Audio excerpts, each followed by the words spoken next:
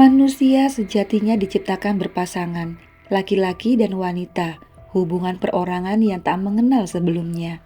Dan tentu saja tidak ada hubungan darah di antara pasangan itu. Namun, apa jadinya jika seorang anak menikahi ayah kandungnya? Bagaimana nasib sang ibu? Mungkin cerita ini sudah teman-teman dengar dari portal berita lain.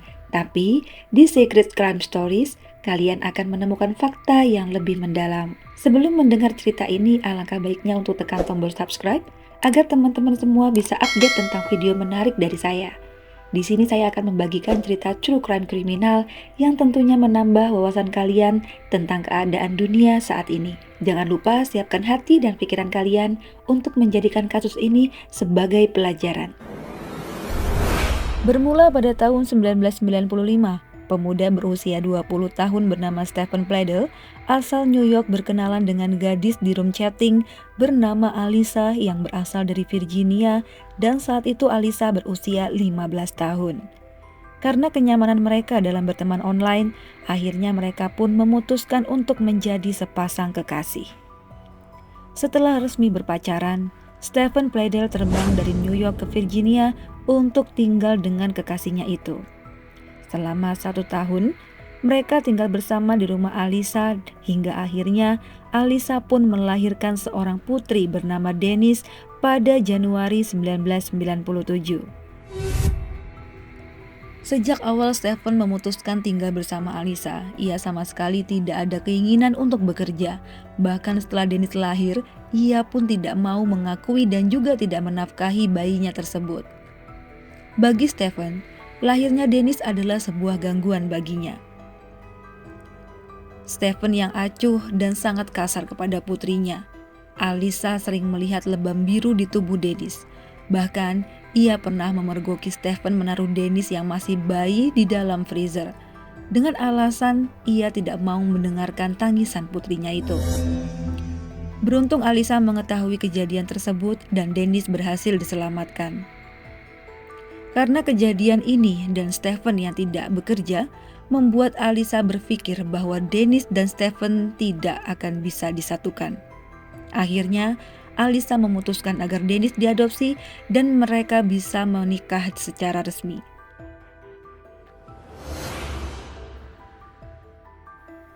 Beruntung bayi Dennis yang berusia 8 bulan diadopsi oleh pasangan suami istri dari New York, yaitu Kelly dan Anthony Fusco. Mereka kemudian mengubah nama Dennis menjadi Katie Fusco. Katie tumbuh menjadi anak yang penuh kasih dan bahagia. Ia bersekolah di sekolah bergengsi dan ia menunjukkan bakatnya di bidang seni. Katie suka menggambar komik, karena itu dia berharap bisa bekerja di bidang periklanan digital. Pada tahun 2016, Katie yang sudah lulus SMA mulai penasaran dengan keberadaan orang tua kandungnya. Sebelum dia memulai kuliahnya di Universitas New York ternama, Katie ingin bertemu dulu dengan orang tua kandungnya. Untuk memulai semua itu, dia membuat postingan di akun FB, lalu mengutarakan niatnya yang ingin bertemu dengan orang tua kandung. Postingan ini mendapat respon dari netizen, hingga ia berhasil menemukan orang tua kandungnya, yaitu Stephen Pledel dan Alyssa. Katie sangat senang dan segera memberitahukan kabar itu kepada orang tua angkatnya. Anthony dan Kelly memang orang yang baik. Mereka turut bahagia melihat Katie yang bahagia bisa menemukan keluarga kandungnya. Katie pun mulai berkomunikasi dengan Alyssa, ibu kandungnya. Mereka segera mengatur pertemuan di musim panas tahun itu. Di lain sisi, kehidupan Stephen Pledel dan Alyssa sudah benar-benar hancur.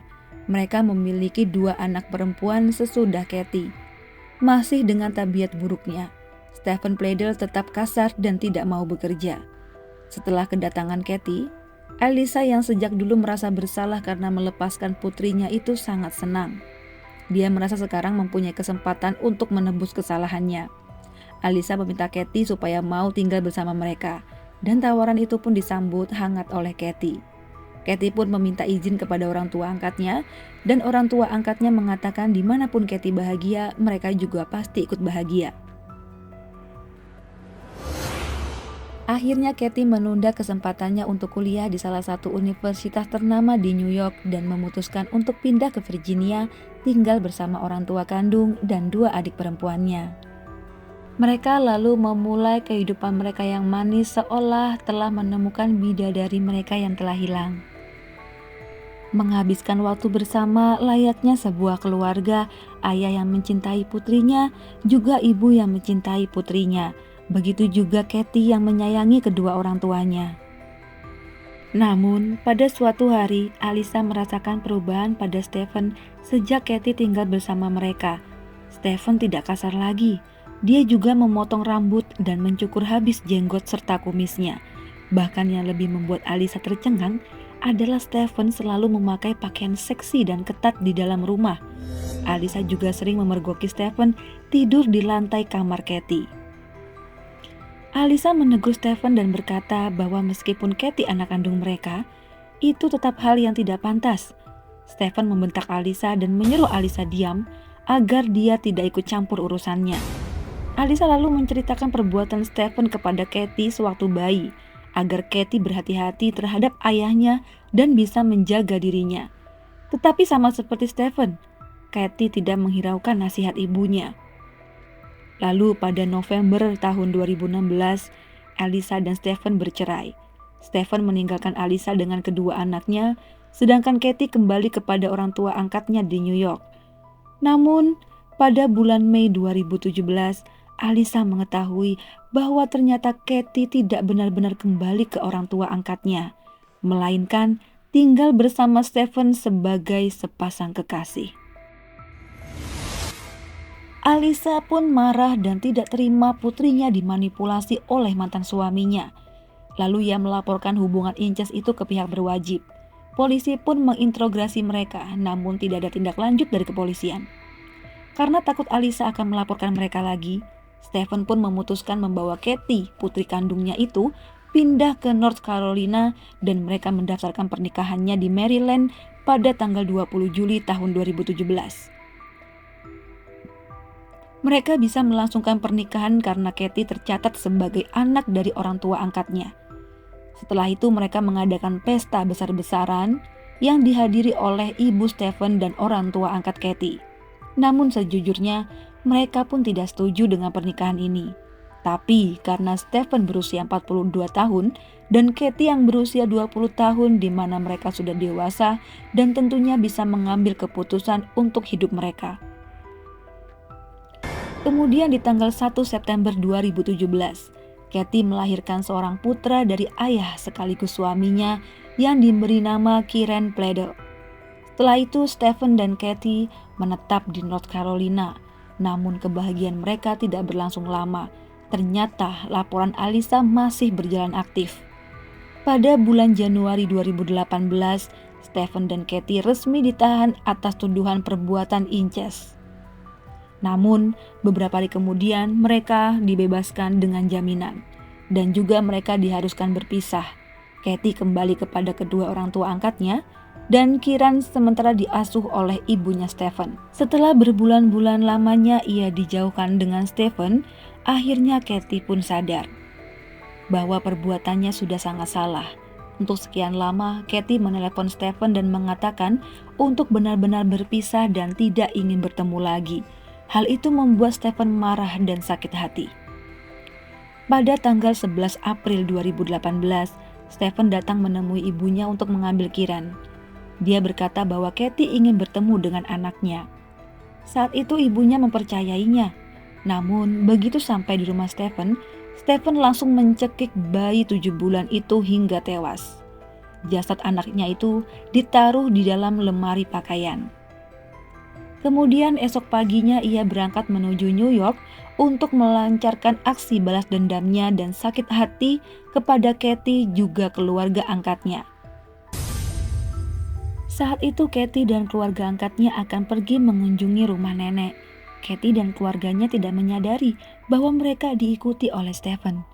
Saat mereka berhenti di lampu merah, Stephen menempatkan mobilnya sejajar dengan mobil Katie. Lalu Stephen mulai menembak ke arah Katie serta ayah angkatnya dengan pistol yang sebelumnya telah ia siapkan. Naas, Kathy dan ayah angkatnya tewas seketika. Stephen langsung melarikan diri. Kemudian masyarakat yang mengetahui kejadian ini segera menelpon kepolisian. Polisi langsung menetapkan bahwa Stephen adalah pelaku tunggal atas pembunuhan keji tersebut. Alisa merasakan guncangan terhebat ketika ia mengetahui kejadian ini yang merenggut nyawa anak beserta cucu dari suaminya. Setelah berhari-hari mencari keberadaan Stephen, akhirnya polisi menemukan mobil yang terparkir begitu saja dan di dalamnya ada tubuh Stephen yang sudah tidak bernyawa. Ternyata ia telah menembak kepalanya sendiri. Nah teman-teman, pelajaran apa yang kalian dapat dari kisah tragis ini? Silakan tulis di kolom komentar. Semoga cerita kali ini bermanfaat sekaligus menjadikan pelajaran buat kita agar tidak ada lagi kejahatan yang serupa. Saya undur diri dulu. Sampai jumpa di video selanjutnya. Bye-bye.